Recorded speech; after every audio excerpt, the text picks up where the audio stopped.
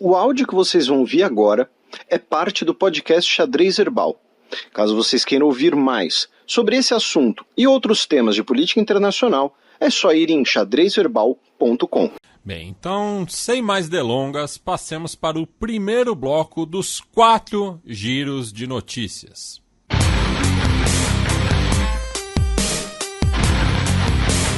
Giro de notícias.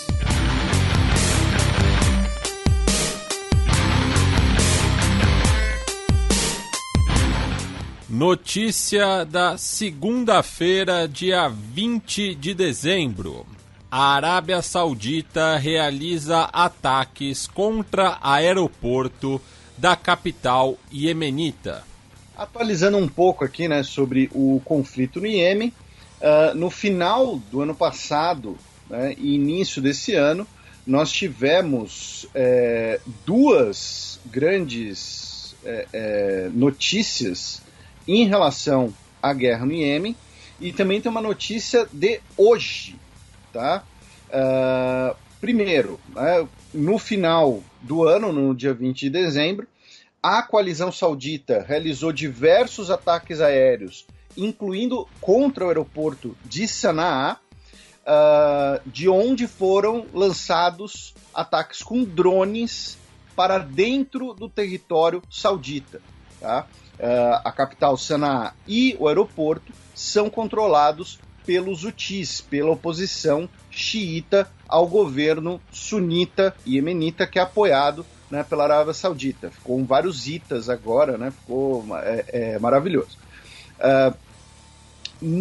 Na virada do ano, já no início de 2022, os Houthis tomaram um navio de bandeira dos Emirados Árabes Unidos, um navio cargueiro, que estava passando pela região.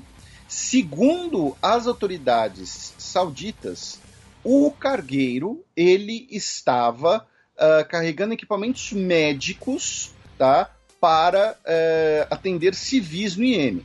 Segundo os Houthis, ele estava carregado de armamentos. Se tratava dos Emirados Árabes armando o governo iemenita pró-Arábia Saudita, pró-Emirados Árabes Unidos.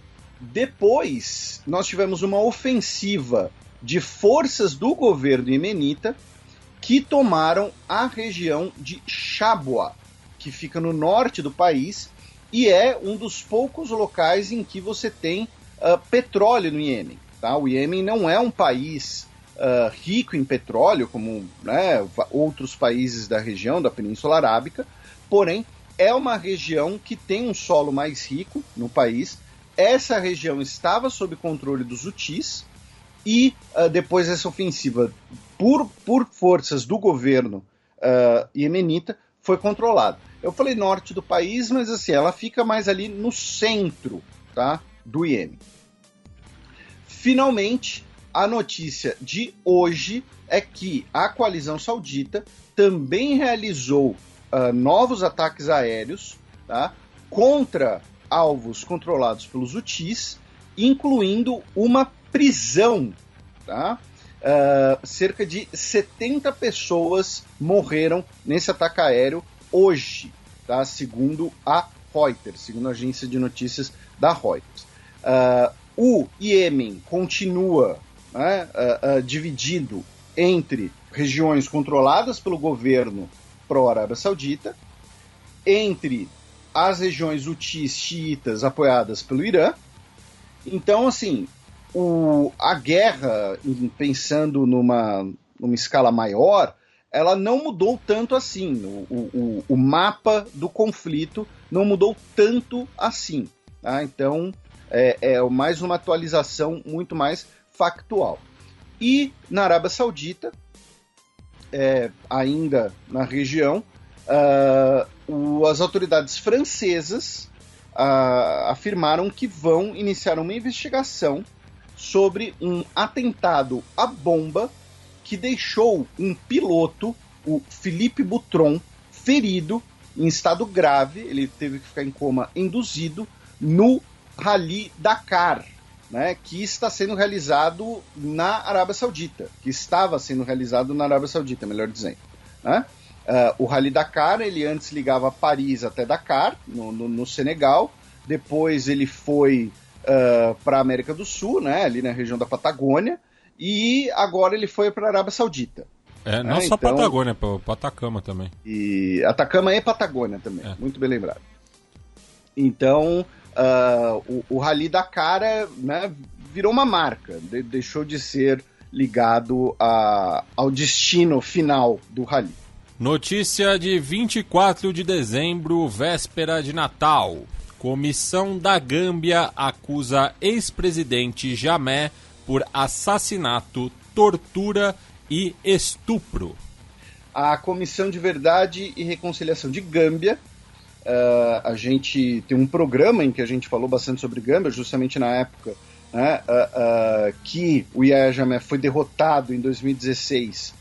Depois a gente chegou a voltar para o país, mencionamos em algumas notícias, mas a Comissão de Verdade e Reconciliação de Gâmbia afirmou que durante os 22 anos do governo do Yahya Jammeh, o seu governo foi responsável por uma série de atos de violência. O relatório demorou 3 anos para ser produzido. Ele é baseado em centenas de depoimentos e outros inquéritos e investigações, e dentre os crimes da qual o presidente e o seu governo são acusados, estão o assassinato de um jornalista em 2004, o massacre de 59 imigrantes em 2005 e ele teria sido pessoalmente responsável pelo abuso sexual e estupro de 3 mulheres. Tá? O relatório foi entregue ao atual governo, né, do Adama Barrow, em Gâmbia, e também ele inclui recomendações, né, de medidas a serem tomadas, incluindo que ele deveria ser julgado por um tribunal internacional realizado na região da África Ocidental.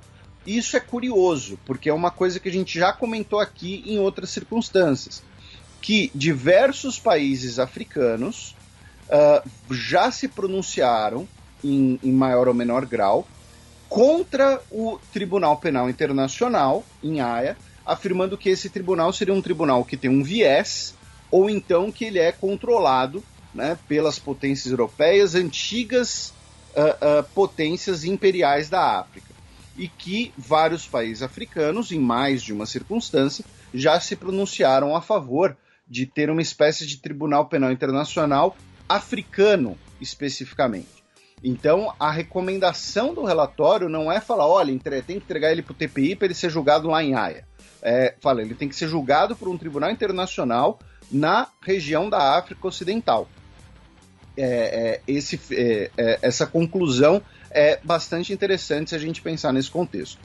2 notícias, dia 26 de dezembro. Burkina Faso declara 2 dias de luto após a morte de 41 pessoas em confronto. Eram 41 integrantes de uma milícia civil de uma região de vilarejos. Tá? Era como se fosse uma força policial improvisada. Tá? E eles foram atacados por eles estavam num comboio que foi atacado por... O nome da organização é Voluntários pela Defesa da Pátria, né? Em tradução livre. E eles foram atacados, né? O comboio deles foi atacado por grupos islamistas, que deixou pelo menos 41 pessoas mortas. E aí o governo declarou esses 2 dias de luto e mostrando, né, que os 4 anos já, mais ou menos, né, de violência dentro de Burkina Faso, que inclui tanto grupos de banditismo, quanto também grupos militantes islamistas com supostas, pelo menos, né, afiliações à Al-Qaeda ou ao Daesh. Eu digo supostas porque você tem vários grupos desses, então alguns grupos você tem essa ligação confirmada, você tem indícios dessa ligação, e em outros, às vezes, é utilizado como uma maneira de buscar legitimar, justificar a existência do grupo.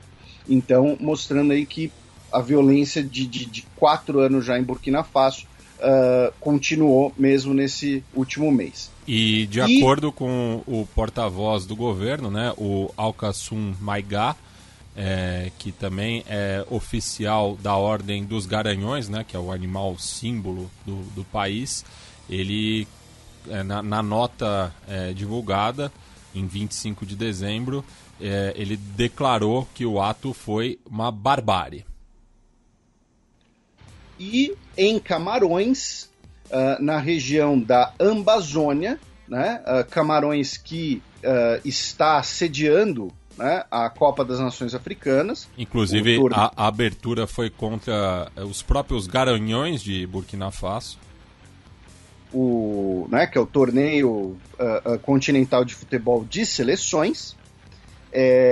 E em Camarões, na região da Amazônia, né, que é a região anglófona de Camarões e que tem um movimento separatista crescente, que a gente já abordou em outros momentos, que é tanto uma questão econômica, né, por presença de recursos nessa região da Amazônia, quanto também um legado, né, do mesmo imperialismo europeu no continente africano que a gente já falou, porque o atual Camarões, ele é uma colagem, né, do que era uma posse francesa e do que era uma posse alemã.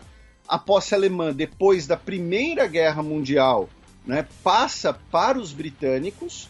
Então você tem uma parte da atual República de Camarões que, por ter sido, né, colonizada, por ter sido parte do Império Britânico, tem o inglês como o seu principal idioma, porém a maior parte, né, do país é falante de francês. E os habitantes, né, que vivem na região anglófona afirmam que existe ali um desequilíbrio em favor dos francófonos, embora oficialmente, né, você tenha os dois idiomas sendo reconhecidos, porém o francês é a língua, né, muito mais presente. Né, a gente chegou a mencionar na época, é mais na casa de 70%, um negócio assim. A maior parte do país, a maior religião, a maior parte não, né, mas a maior religião do país é o catolicismo, também herança dessa colonização francesa. Enfim. E é uma situação similar ao Togo, né, que também fez parte das possessões alemãs em África e que passa por um conflito semelhante, né, com movimentos separatistas em Togoland, né, que é a região anglófona do país da África Ocidental. E no caso, né, de Camarões, o que aconteceu foi que no início desse ano, no dia 12 de janeiro, um senador, o Henrique Mendy, foi assassinado, tá, na Amazônia. Segundo o seu partido, ele estava num carro que foi emboscado por separatistas que atiraram quando ele tentou arrancar com o carro. Ou seja, é possível que os separatistas queriam sequestrá-lo, né? E também no mesmo dia, também na região anglófona, um soldado foi morto num ataque à bomba a uma delegacia, tá?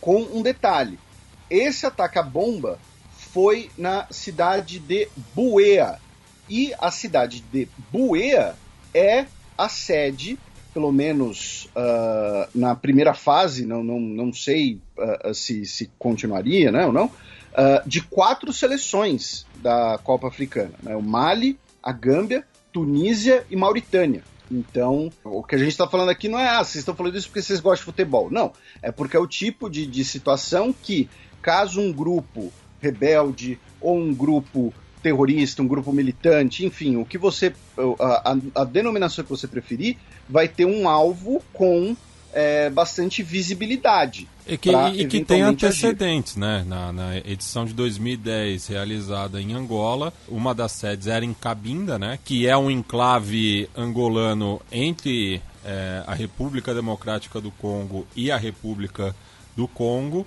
e movimentos separatistas na região atacaram o comboio que levava a delegação do Togo, já citado, porque estava atacando, né, membros das forças de segurança de Angola, mas acabou ferindo e matando membros da delegação togolesa. Inclusive na época o principal jogador do Togo era um jogador conhecido mundialmente, que era o Adebayor, né? Eu lembro de vídeos dele e tal, ele dando entrevistas logo depois. Então é um precedente muito bem lembrado. Bem, da África Ocidental vamos para a África Austral, já que o arcebispo Desmond Tutu, uma das militâncias contra o apartheid, morreu aos 90 anos. Pois é, o arcebispo Desmond Tutu, que foi, né, laureado com o Prêmio Nobel da Paz em 1984, ele foi também o primeiro negro a ser arcebispo da Cidade do Cabo e também o primaz da Igreja Anglicana da África Austral, que é o nome, né, que o Matias até falou, né, agora de África Austral, mas é o nome, no caso, dentro da Igreja Anglicana, né, para toda a região, toda a sua paróquia, né, por assim dizer. Ele faleceu aos 90 anos de idade. Ele estava com câncer. O seu falecimento, obviamente, foi de uma comoção muito grande na África do Sul. Tivemos uma grande missa, né, em sua homenagem, porém, devido às restrições contra a Covid, não foi possível ter público, ter presença, né, de pessoas, de uma multidão, algo assim. O seu corpo ficou, né, sendo velado por 2 dias, e depois o seu corpo foi...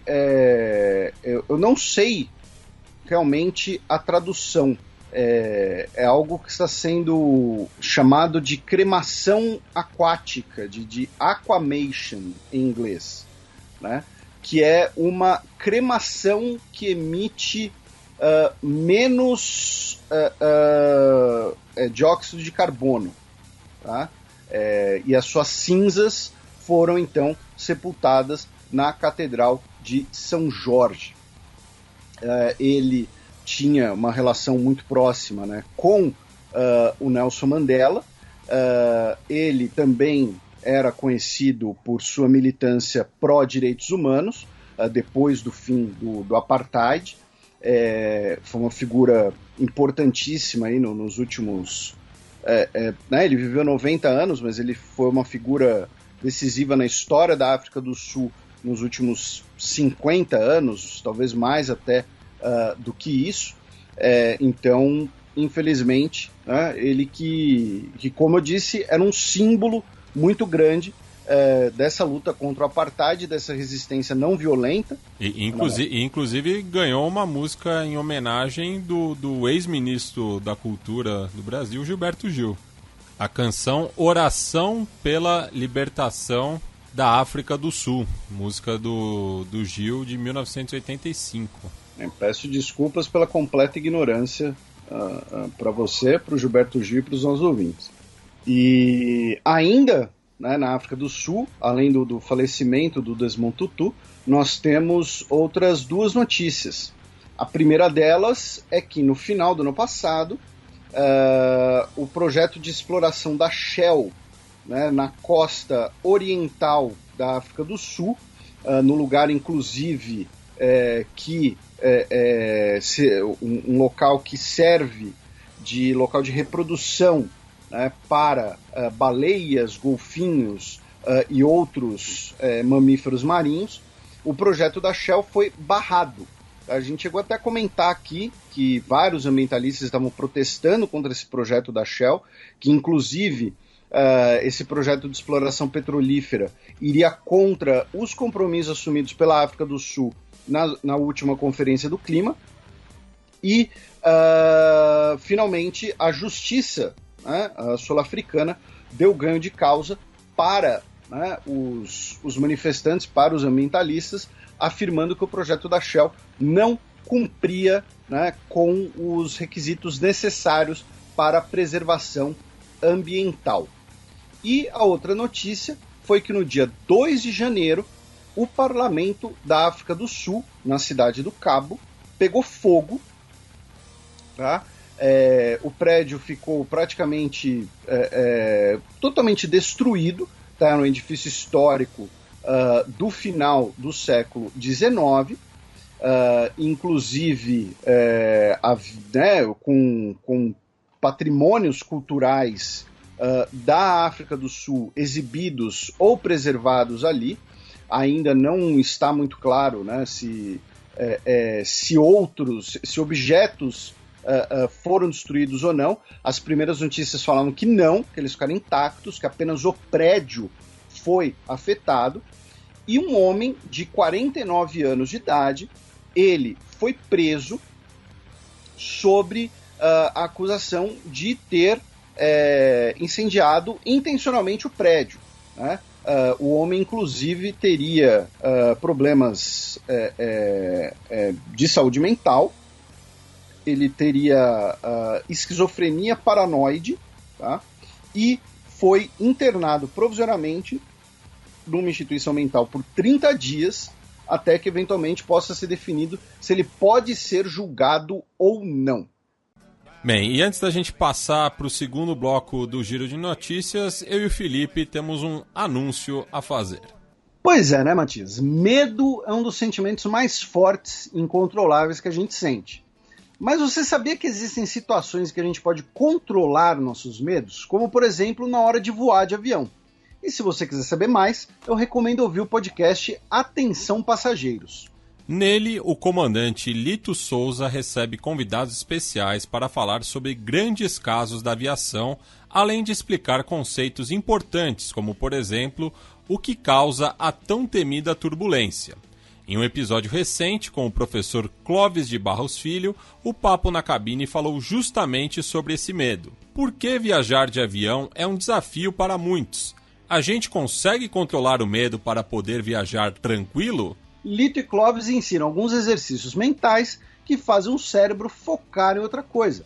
Fazer conta, por exemplo. Sabia dessa? Para saber mais sobre tudo que envolve aviação, ouça o podcast Atenção Passageiros, disponível no Globoplay e em todas as plataformas de áudio.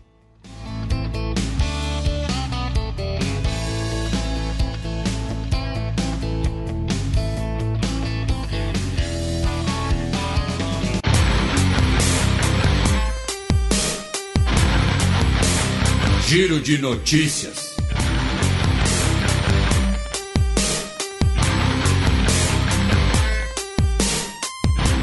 Notícia da segunda-feira, dia 27 de dezembro. Nova rodada de conversa sobre acordo nuclear com o Irã começa em Viena. Pois é. A gente comentou agora há pouco do acordo entre China e Irã. Mais uma tentativa de negociações estão no impasse, basicamente, né, porque o Irã basicamente deseja que, olha, a gente não, vocês têm que garantir que o que aconteceu durante o governo Trump não vai se repetir. E o governo dos Estados Unidos não tem como fazer isso, porque o governo dos Estados Unidos, para garantir isso, teria que ratificar o acordo no Congresso, e hoje o Congresso dos Estados Unidos não ratificaria um acordo com o Irã. E eles não vão fazer isso em ano de eleição, ainda por cima.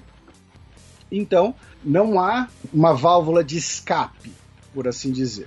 Mas as negociações continuam, né? A gente também já falou várias vezes sobre esse assunto, né?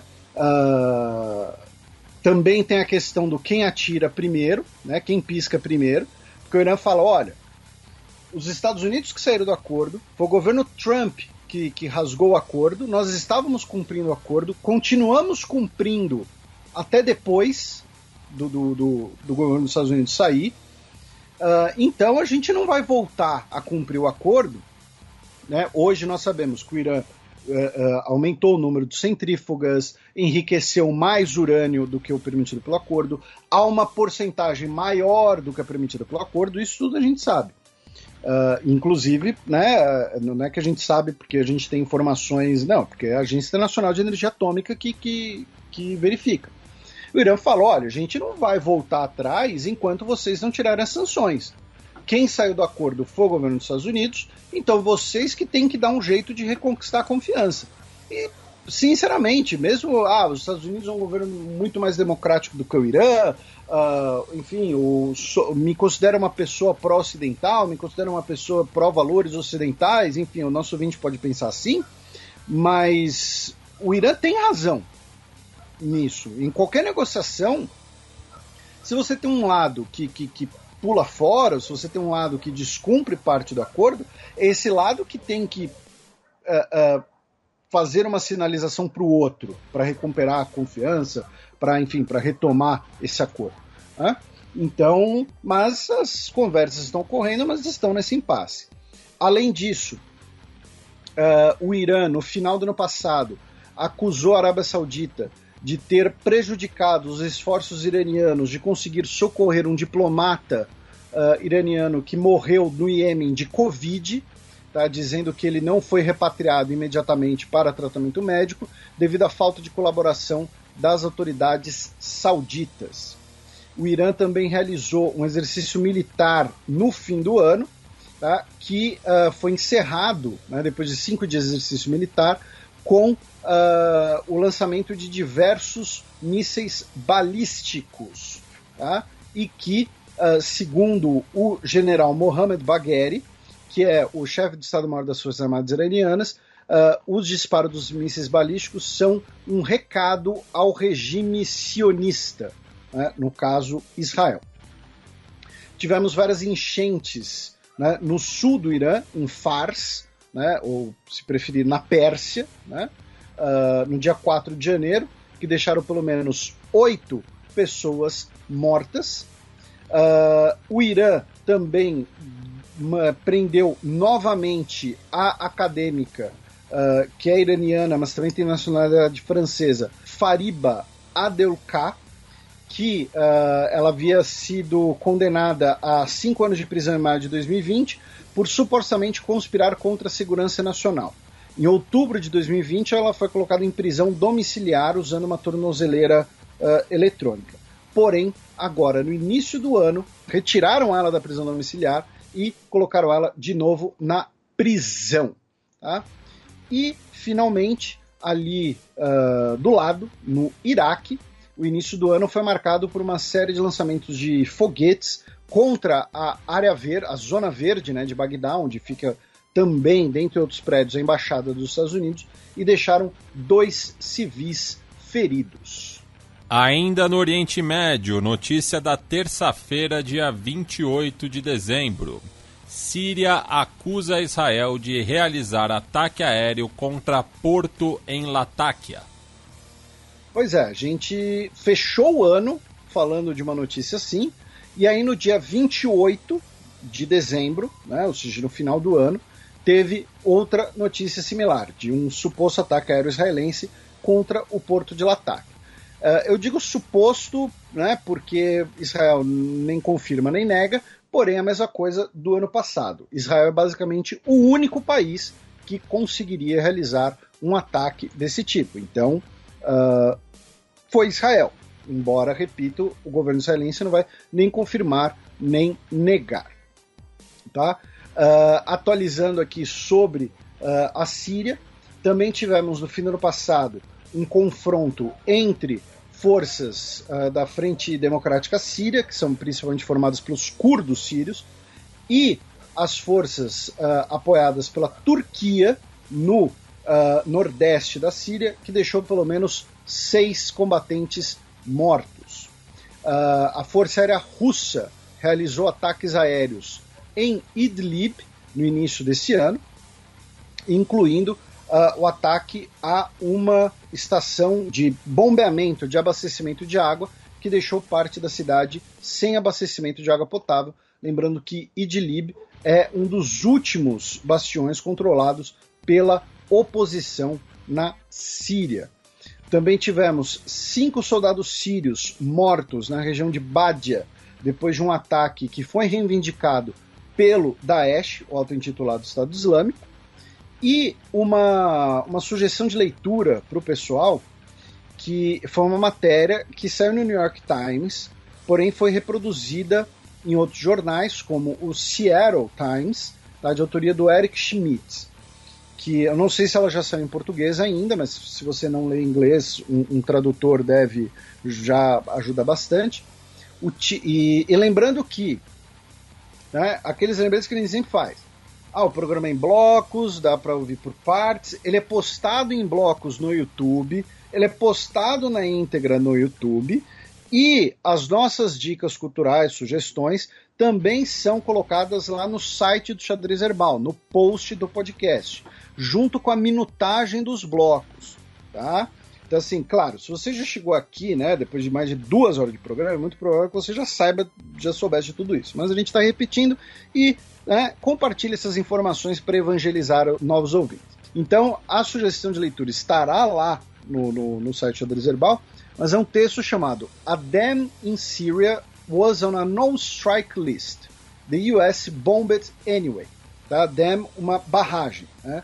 Uma barragem no rio Eufrates estava numa lista, né, de alvos proibidos dos Estados Unidos, justamente porque atacar essa barragem poderia causar uma grande inundação, com muitas mortes, deslocamento de pessoas. A barragem de Tabqa, tá? T-A-B-Q-A, e no dia 26 de março de 2017, ela foi atacada numa operação clandestina por forças especiais dos Estados Unidos, que inicialmente negaram, né, tudo que teria sido realizado.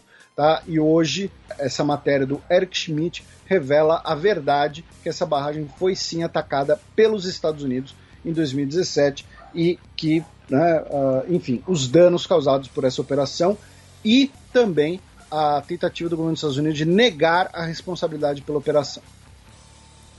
Notícia da quarta-feira, dia 29 de dezembro. Centenas de tropas leais ao primeiro-ministro da Somália se reúnem em frente ao Palácio Presidencial pedindo por instituições.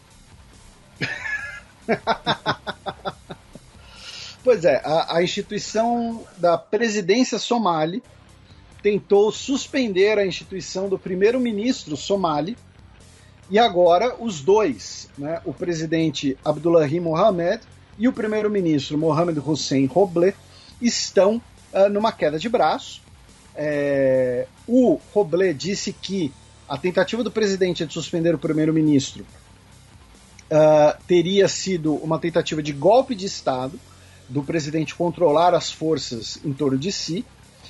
O governo dos Estados Unidos teria sinalizado apoio ao primeiro-ministro, lembrando que a Somália era para ter realizado eleições no final de 2020 e que foram adiadas tanto pelo contexto político de violência doméstica somali, quanto por conta da pandemia.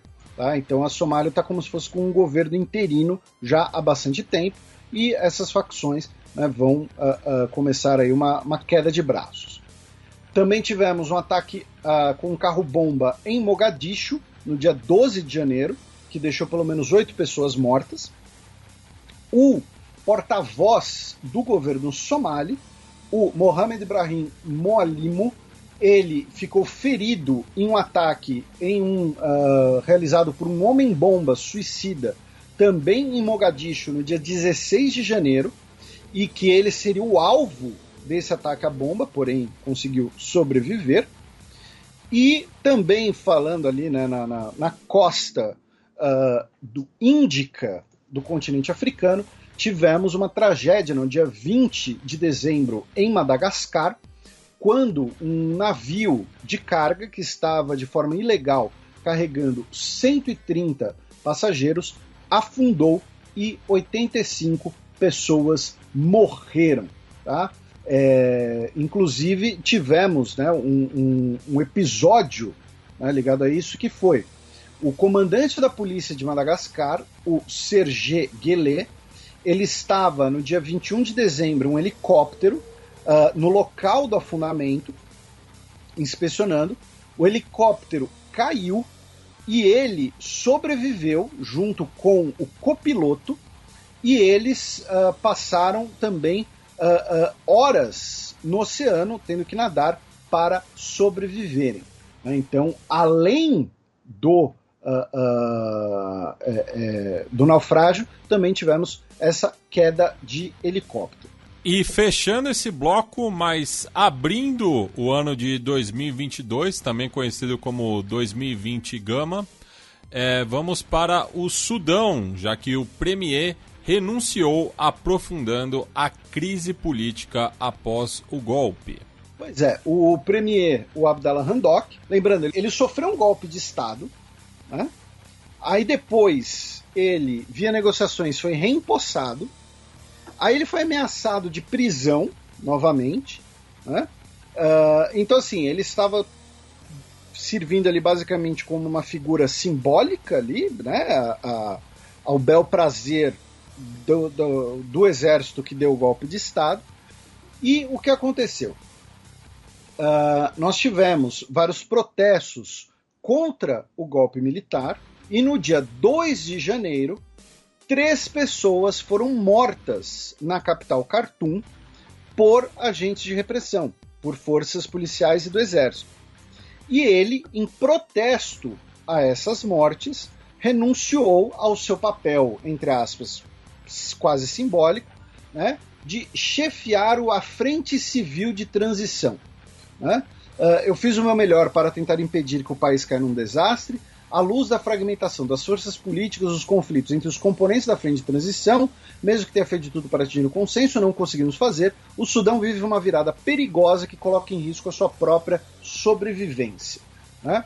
Então, porque ele, assim, basicamente o que ele fez foi, olha, eu tô aqui, eu não tenho poderes nenhum, eu sofri um golpe de Estado, quem manda mesmo são os militares estão matando pessoas na rua, eu não vou ficar aqui fazendo parte disso, tendo minha imagem associada a disso, sendo que eu não posso fazer nada nem para impedir, nem para coisa nenhuma. Então ele renunciou. Foi basicamente isso. Também no Sudão, nós tivemos pelo menos 38 pessoas mortas num desabamento em uma mina de ouro desativada na província de Kordofan Ocidental, bem no sul do país, perto da fronteira com o Sudão do Sul. A região, inclusive, a fronteira sul do Sudão, foi colocada em estado de emergência depois que grupos armados saquearam um depósito do Programa de Alimentos da ONU e levaram quase 2 toneladas de alimentos, roubaram quase 2 toneladas de alimentos. E ainda no norte da África, a eleição líbia, que era prevista para o fim do ano, né, que era prevista para o dia 24 de dezembro, como previsto no último programa, que a gente mencionou aqui, não foi realizada, foi adiada novamente e ainda não tem data. Agora vocês ficam com o terceiro bloco do Giro de Notícias. Generals gathered in their masses.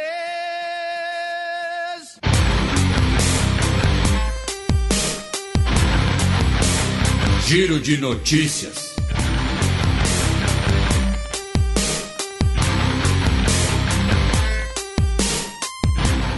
Notícia de 3 de janeiro, primeira segunda-feira do ano. Primeiro-ministro do Haiti, Ariel Henry, sofre tentativa de assassinato. Pois é, né, o atual primeiro-ministro do Haiti sofreu, né, um atentado, né, no início do ano em uma igreja na cidade de Gonaïves, que fica no norte do país. Tem vídeos, né, online dele sendo levado pelos guarda-costas ao carro, né, enfim, todos ali correndo, tá, numa situação meio desesperada, dá para ouvir tiros no fundo, é possível, né, que tenha a ver com as investigações do assassinato do presidente Jovenel Moise no último mês de julho, né, já que as investigações estão ocorrendo agora, então às vezes o primeiro-ministro estava querendo que a investigação corresse, estava mexendo em gente poderosa, não sei, né? É muito difícil cravar, saber alguma coisa, né? Falando no assassinato do Jovenel Moise, um ex-militar colombiano chamado Mário Palacios foi preso no Panamá também na segunda-feira, dia 3. Tá? Ele era procurado pelo Haiti e pelos Estados Unidos por ser acusado de fazer parte do grupo de mercenários envolvido no crime, no assassinato. Inclusive, ele seria um dos 4 ex-militares colombianos que teria chegado até o quarto do Moise. E tem uma coisa curiosa aqui nessa história, meu caro Matias, porque esse ex-militar, Mário Antônio Palacios, ele fugiu para Jamaica e foi detido na Jamaica. E as autoridades jamaicanas autorizaram ele ser enviado para a Colômbia, que é o país de origem dele, porque ele entrou ilegalmente na Jamaica. Ou seja, ele inicialmente não seria extraditado pelas acusações que ele sofre. Só que, quando ele chegou no Panamá, em trânsito para a Colômbia, ele foi preso pelas autoridades panamenhas e colocado num voo para os Estados Unidos. Né, já que as autoridades panamenhas e as autoridades dos Estados Unidos, vamos dizer assim, têm uma ótima colaboração. Né? Colocar em termos claros, historicamente o Panamá foi um protetorado, né, dos Estados Unidos. Então, ele estava sendo mandado... E a Colômbia também, né? A Colômbia tem uma relação muito boa com os Estados Unidos também, eles não fizeram muita questão de receber o seu cidadão de volta. Então... Mas ele não estava sendo extraditado pelas acusações. Você entrou aqui legalmente, vamos te mandar de volta para o seu país de origem. Aí chegou lá no Panamá, ele, sei lá, olha, você pisou na área errada. Tá, vai para os Estados Unidos. O cara estava sendo procurado por um magnicídio, acabou sendo detido por entrada irregular, né? Tipo isso. 2 jornalistas, na primeira semana de 2022 também, foram mortos no Haiti, 2 jornalistas haitianos, Wingas Louisan e Amadi John Wesley, tá? Foram mortos, eles estavam produzindo uma matéria sobre as gangues de Porto Príncipe, tá? E foram mortos muito provavelmente pelas gangues, infelizmente, no dia 7 de janeiro.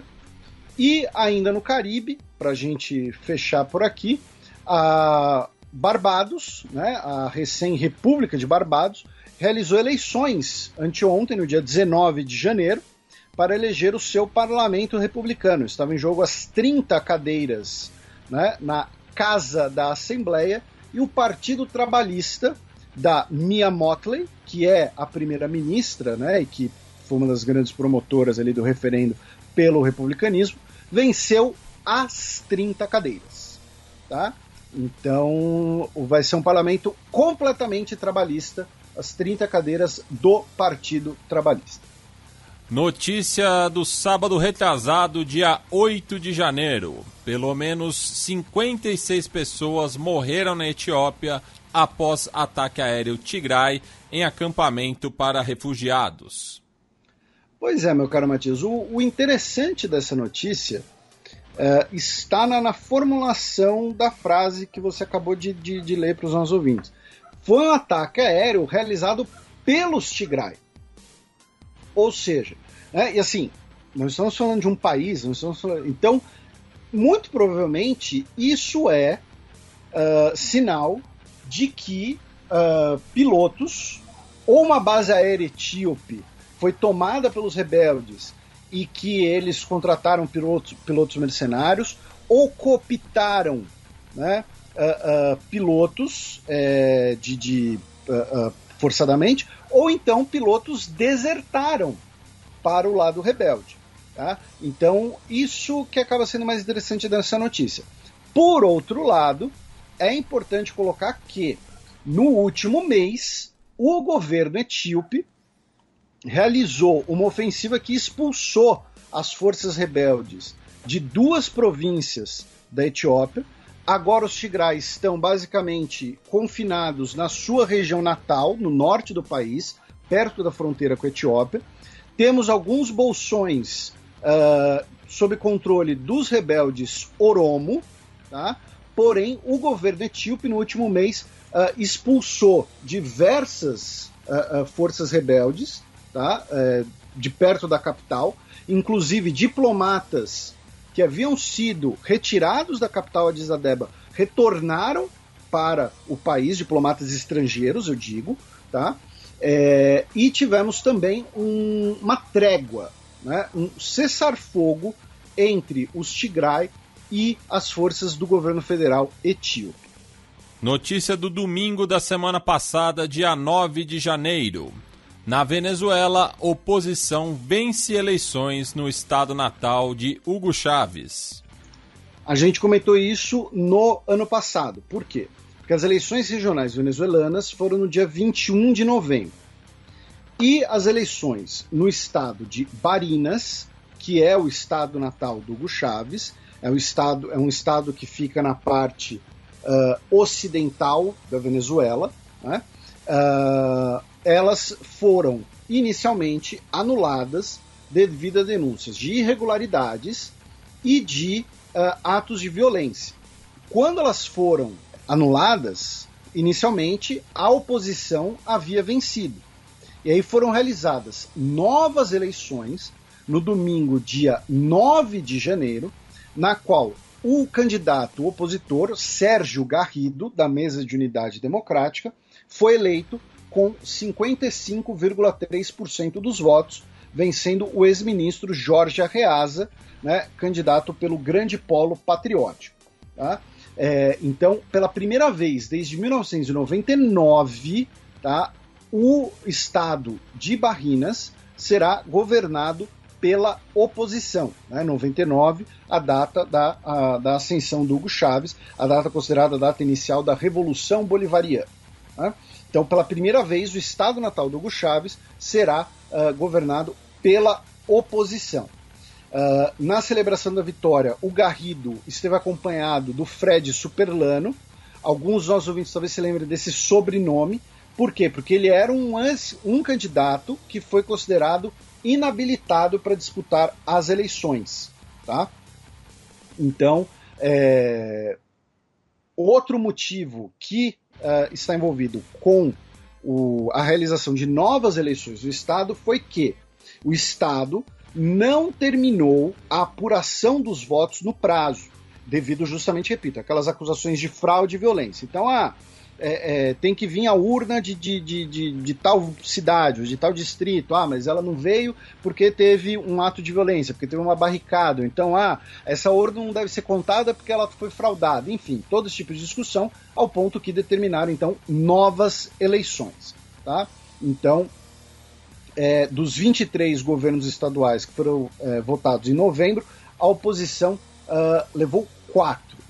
E também na Venezuela, aí entra uma questão interessante, é que o Conselho Nacional Eleitoral da Venezuela aprovou 3 pedidos feitos por partidos opositores e organizações civis para iniciar o processo de coleta de assinaturas de um referendo revogatório, que é aquele mecanismo da Constituição venezuelana, que é uma espécie de impeachment popular, né? Você coleta as assinaturas necessárias. Se conseguir, você consegue dar início a um referendo em que as pessoas vão votar, dizendo se querem ou não que, no caso Nicolás Maduro, termine ou não o seu mandato. Tá? Para que o referendo consiga ser realizado, elas têm que coletar as assinaturas de pelo menos 3% dos eleitores inscritos em cada estado e totalizando 20% total do eleitorado. Isso dá mais ou menos 4,2 milhões de pessoas. Tá? O que isso tem a ver? Né? A oposição fala que, parte da oposição, melhor dizendo, incluída aí o Juan Guaidó, né, que é um dos principais líderes da oposição e que é reconhecido como líder interino, líder provisório da Venezuela por alguns países, por conta de quando ele foi eleito presidente do parlamento venezuelano. Coisa que ele também já não é mais. É importante lembrar que esse cenário também mudou. O Juan Guaidó falou que o mecanismo é uma eleição livre e justa com o objetivo de afastar Maduro. Se conseguirmos ativar um processo como esse, não tenho dúvidas de que o baril será multiplicado. Porém, parte da oposição alega duas coisas. Primeiro, que defende que o referendo revogatório seja parte das negociações que estão ocorrendo no México, ou seja, que parte de um acordo entre governo e oposição no México tem que significar a realização do referendo revogatório, para que a população tenha voz. O referendo revogatório não significa automaticamente que o Maduro será ou não deposto, né? Vai ter o resultado do voto. E segundo, que seria impossível conseguir essa quantidade de assinaturas, já que, segundo a oposição, o número de pessoas que emigrou da Venezuela, mais de 5 milhões de pessoas, segundo o Acnur, né, Agência de Refugiados da ONU, tornaria quase impossível chegar nesse número de assinaturas. Tá? Então, não sei se podem ser coletadas assinaturas de pessoas que estejam no exterior, não sei. Estou sendo sincero, não sei. O que parte da oposição coloca é que, olha, devido a esse monte de gente que saiu da Venezuela, é impossível chegar nesse número de assinaturas. Então, não adianta tentar fazer o referendo revogatório, vai ser apenas adiar, né, dar um voto de confiança, dar mais legitimidade, algo do tipo, ao governo Maduro. Tá? Também em relação à Venezuela, a Suprema Corte do Reino Unido, na segunda-feira, dia 20 de dezembro, manteve o bloqueio das cerca de 31 toneladas de ouro venezuelano que estão no Banco da Inglaterra, que dão mais ou menos 2 bilhões de dólares. Vamos recapitular para o nosso ouvinte qual que é essa arenga. Né? Quando o Reino Unido, em fevereiro de 2019, reconheceu Juan Guaidó como presidente interino da Venezuela. Junto com isso, tem 31 toneladas de ouro do governo venezuelano no Banco da Inglaterra.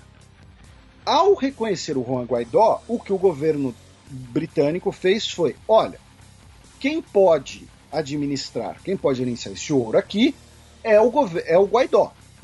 O governo Maduro, por sua vez, entrou na justiça, né, falando, não, peraí, isso é um absurdo.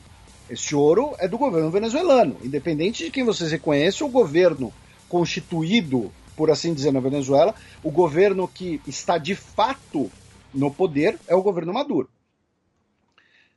Gerou um impasse. Quem teria legitimidade para gerenciar esse ouro? Aí veio a pandemia.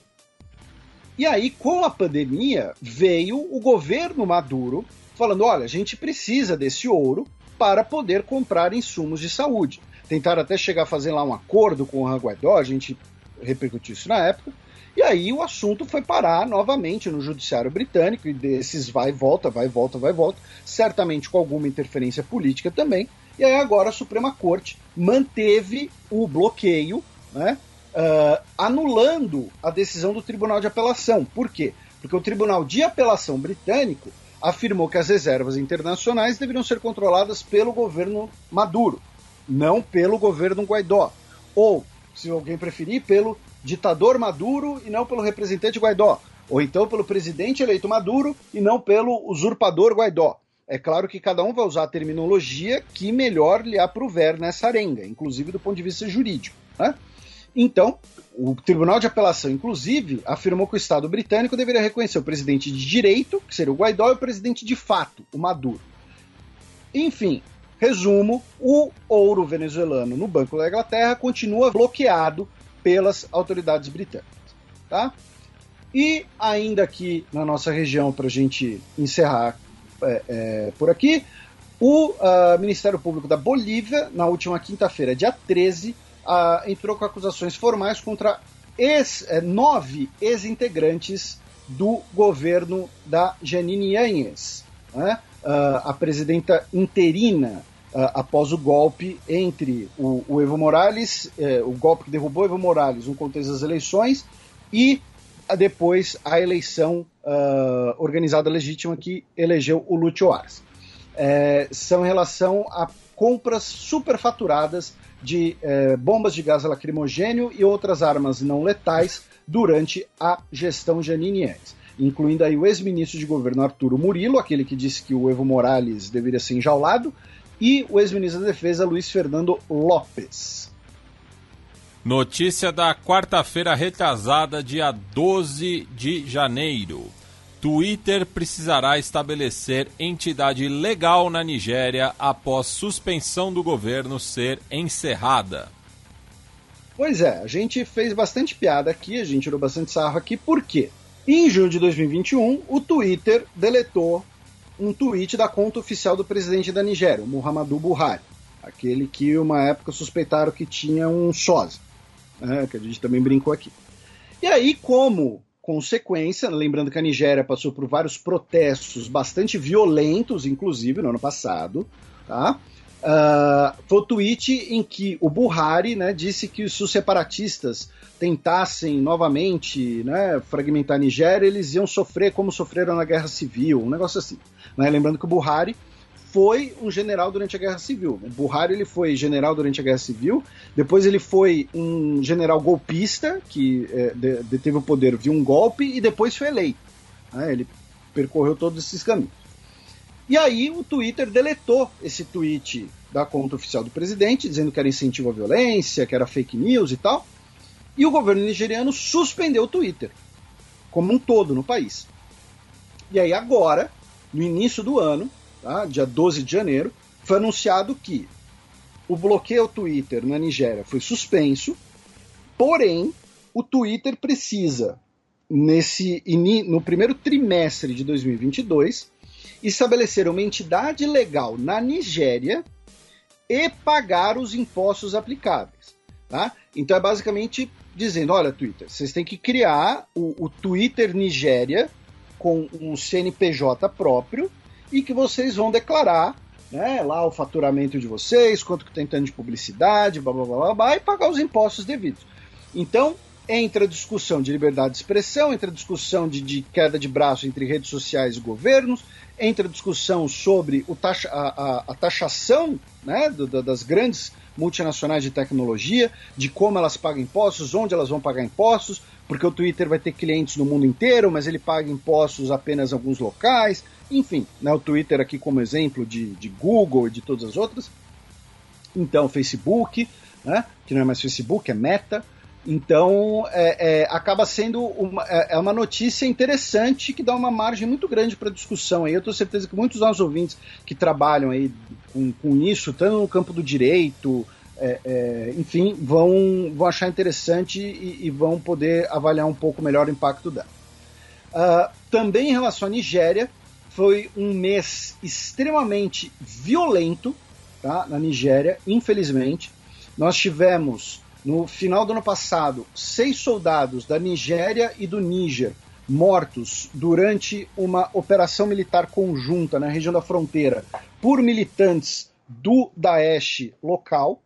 Depois, no dia 9 de janeiro, nós tivemos um ataque no estado nigeriano de Zamfara, que fica no noroeste do país, que deixou pelo menos 200 pessoas mortas, tá? E aqui um ataque não foi um ataque terrorista nem nada, estamos falando de banditismo, tá? Puro e simples.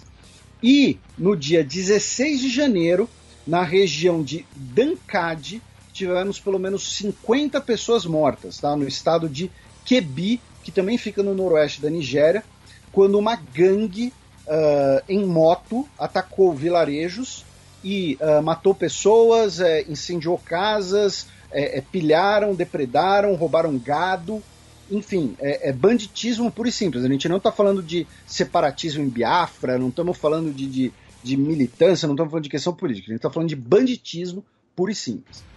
Também na Nigéria, o Departamento de Inteligência Nacional da Nigéria fez uma operação, uma batida nos escritórios do jornal da People's Gazette, né, a Gazeta Popular, exigindo documentos secretos e dizendo que as atividades do jornal em Abuja, né, elas são uma ameaça, né, um compromise à segurança nacional.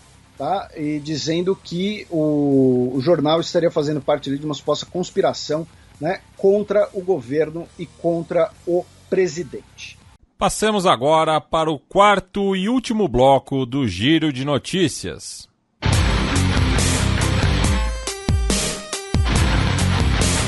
Giro de Notícias.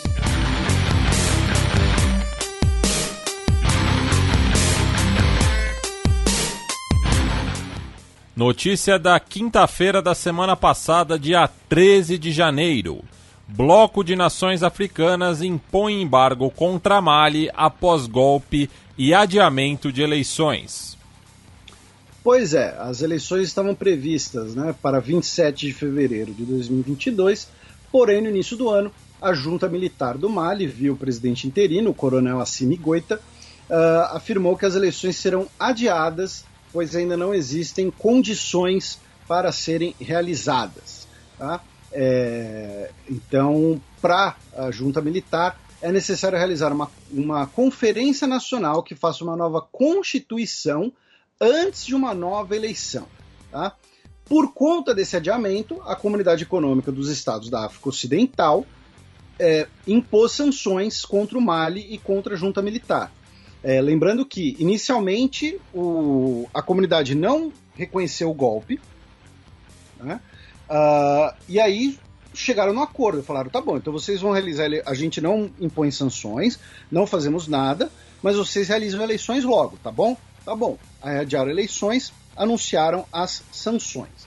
Também, em relação ao Mali, a Suécia anunciou que vai retirar o seu contingente de forças especiais que estava colaborando com as tropas francesas no Mali, devido à diminuição da presença francesa e à chegada de integrantes do grupo Wagner, né, ou seja, mercenários russos, vamos colocar numa analogia mais simples, no país. Tá? A gente falou bastante dessa questão Mali e França, a gente já falou várias vezes aqui de como a França tem uma influência muito grande no seu antigo império colonial africano. Eu, sinceramente, nem sabia, acho que a gente não tinha comentado aqui, eu nem sabia que tinham tropas suecas no Mali cooperando com os franceses, mas tinham 150 soldados, tá, de forças especiais suecas no país, que serão retirados também. O ex-presidente Ibrahim Boubacar Keïta, que foi deposto no golpe de 2020, faleceu, né, agora no último dia 16, aos 76 anos de idade. Ele estava em casa em Bamako. Teve um ouvinte nosso que até comentou, pô, Felipe, você acha que morreram com ele, né, alguma coisa assim? Sempre é possível, mas é bom lembrar que durante o governo dele, ele várias vezes viajava ao exterior para atendimento médico, ele possivelmente já tinha, né, alguma questão de saúde, né? Então não dá para cravar, e assim, não é exatamente incompreensível como uma pessoa que tinha problema de saúde aos 76 anos de idade venha a falecer, né? E finalmente a França anunciou que um dos líderes do Daesh para o Saara, o Soumana Bouha, que era um dos principais suspeitos de ter organizado a operação que matou 6 cidadãos franceses em 2020, foi morto numa operação por tropas francesas no Níger, tá? Ali perto. Notícia da última terça-feira, dia 18 de janeiro. Ministro da Economia da Argentina afirma que credibilidade do FMI está em jogo em nova rodada de negociações. O Martín Guzmán, né, afirmou que o fato da Argentina ter conseguido crescer o seu PIB, né, e ter conseguido, segundo ele, mitigar os efeitos da pandemia, e o fato de que as negociações entre a FMI e o governo Macri foram marcadas por procedimentos suspeitos por parte do ex-governo argentino, mostram que o FMI deve sim negociar com a Argentina de boa vontade, sob o risco de ver a sua própria credibilidade ser afetada. Então ele está basicamente dizendo o seguinte: olha, FMI, o nosso governo está indo bem na economia, tá? Segundo ele, né? Ele é o ministro da Economia. O governo anterior fez vários esquemas no contexto do acordo. Então, se vocês endureceram o jogo com a gente, é porque vocês têm algum problema, porque tem alguma coisa de errado aí, porque vocês não têm credibilidade suficiente. Tá? Basicamente isso. Em relação à Argentina, também ligados à Argentina, né? Alguns dos ouvintes talvez se lembrem, né? Que em 2018 nós tivemos 4 homens que foram presos com cerca de 400 quilos de cocaína na embaixada russa na Argentina. Né? E agora nós tivemos a sentença dos 4 homens. 2 deles vão pegar 18 anos de cana e outros 2, 16 anos de xadrez. Também em relação às relações, né, argentinas agora com o Brasil, importante lembrar que no fim do ano passado, né, durante as chuvas, né, na Bahia, que deixaram mais de 20 pessoas mortas, o governo brasileiro, o governo federal brasileiro, recusou, né, o envio de ajuda humanitária pela Argentina, que já havia sido aprovado, inclusive, pelo governo estadual baiano. Né? Então, apenas relembrar esse episódio, né, por conta dessa pequena retrospectiva, o Bolsonaro, inclusive, que realizará uma viagem daqui a alguns dias, daqui a 2 semanas, se não me engano, ele vai visitar a Rússia, né, um momento propício. Não sei se muito propício, e na volta vai visitar o Viktor Orbán na Hungria. Notícia da quarta-feira passada, dia 19 de janeiro.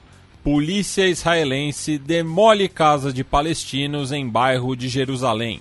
A gente falou aqui, né, algumas vezes, né, o bairro de Sheikh Jarrah, que foi alvo também de disputas judiciais. São cerca de 25 casas, né, que estão sob essa disputa judicial, e as forças de segurança israelenses expulsaram uma família de cerca de 15 pessoas desse bairro e derrubaram a sua residência. Tá? Foi o primeiro despejo realizado no bairro de Sheikh Jarrah em cerca de 5 anos. Tá? E lembrando que no ano passado, quando isso aconteceu, nós tivemos confrontos em Jerusalém Oriental. Nós tivemos, inclusive, pessoas feridas gravemente.